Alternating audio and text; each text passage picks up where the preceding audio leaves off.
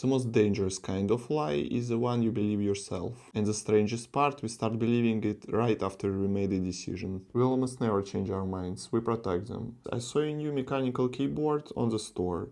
Metal case, unique color, pretty much stylish design, unique form, and my first reaction was I want it. And you know where is it now? Right here. But why?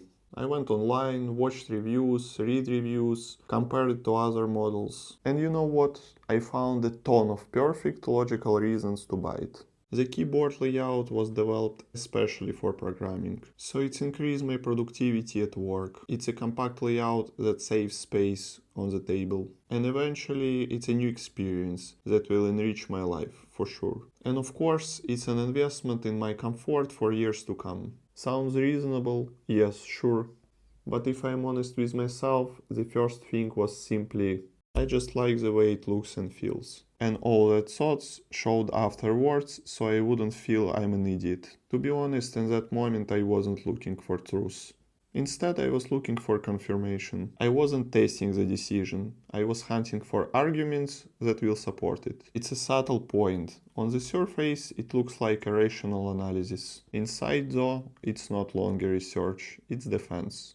We like to think of ourselves as rational creatures, that we compare features, weigh pros and cons, analyze things. The truth is, most of the time, it works exactly the other way around. First, a feeling, a quick flash, I want this, and then the decision. And only afterwards, like a final pit stop, the logic rolls up and neatly grooms the decision and make it respectable. And in this setup, our brain is not a judge searching for truth. It's a hired lawyer defending an already committed fact at all the costs. Plato compared the psyche to a chariot, where reason is a charioteer who controls the wild horses of passion. Sounds logical. But was he right? Modern psychology says pretty much the opposite. Most people don't notice these patterns in themselves. But if you are still watching this video, you are probably not most people. So tell me, what was the last time you found yourself doing this? It would be really interesting to read it in comments. Broadly speaking, humans have two thinking systems. The first one fast and intuitive. Think of it as a monkey. It runs straight to what it likes and snarls to what it doesn't. It operates instantly on raw emotions, and its main advantage is that it uses almost no resources. Some kind of autopilot.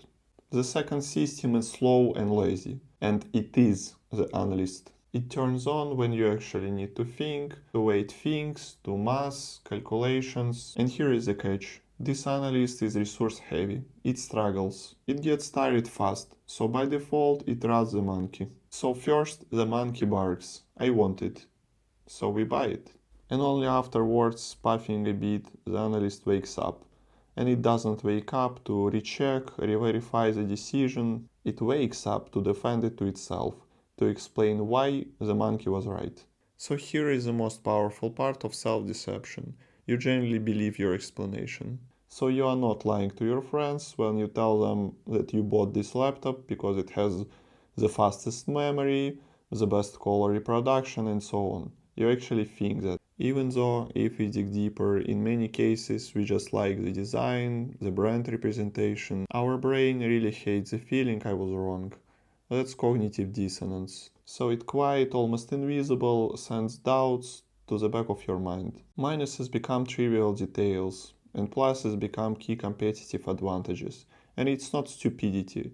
It is just the way your protection of your self-esteem. Now let's see how this feature of ours gets used in stores. Almost always the situation is built from several factors, and together they have a real effect. Now imagine you are staying there, holding the product, a salesperson comes over, a likable guy or girl. They spend 20-30 minutes with you, show features, compare products, explain everything. Inside you feel a small tension, like, well, they spend so much time on me, so probably it would be an awkward to just go away. And the monkey inside you, the one that I mentioned before, is already wagging its tail at this product. So now you are no longer only choosing a product, you are choosing to avoid discomfort. It becomes more important to not feel awkward, to not look like somebody who wastes somebody else's time, A quick decision that removes that tension. And our brain loves decisions that remove tension right now.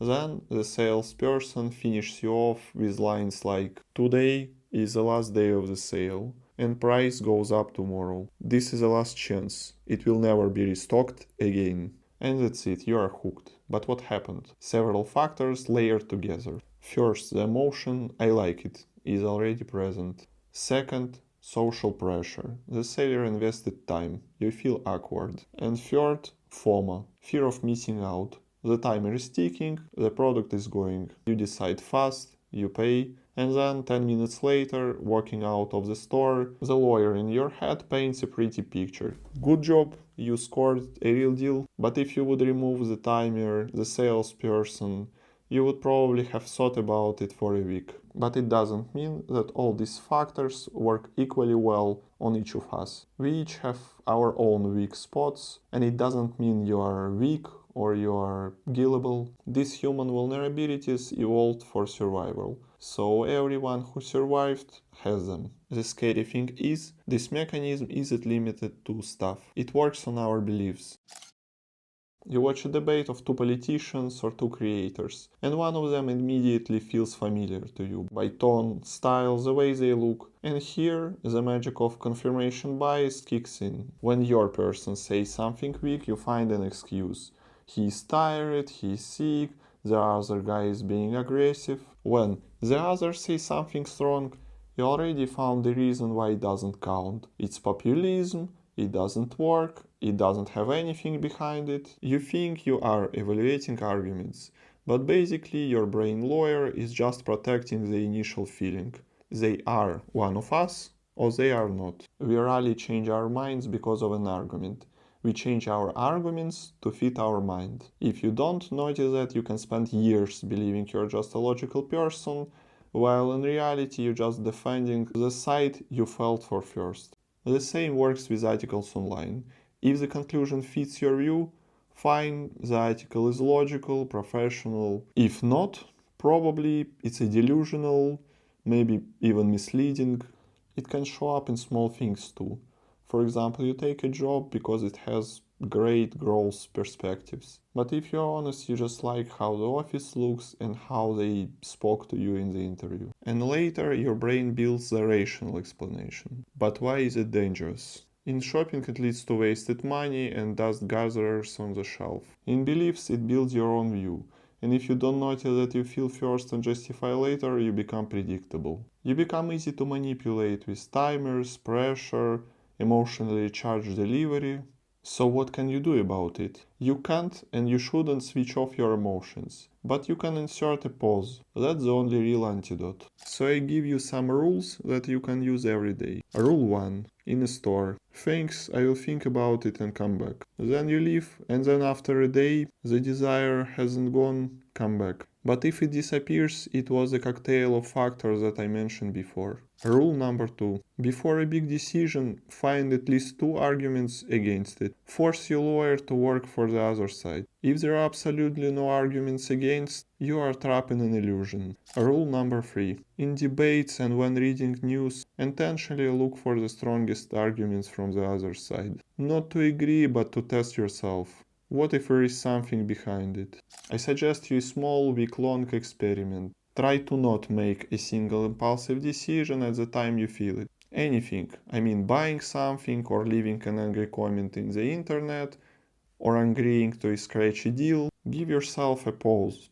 24 hours. And then watch how often your iron logic changes with the time. How often you think, yeah, I actually didn't need it. Conclusion. Your brain is not an enemy, it's just trying to save time. And it falls in love fast and then write beautiful excuses afterwards. Mindfulness doesn't mean you stop making mistakes, but it does mean that you start noticing how you really make your decisions. And if sometimes you stop and ask yourself, did I decide it or was I nudged? So here you will start seeing the difference. And only then your "I like it" will become a real conscious choice, not a story your brain built after the fact so you could feel right. If you find this video useful, press like, subscribe, and see you next time.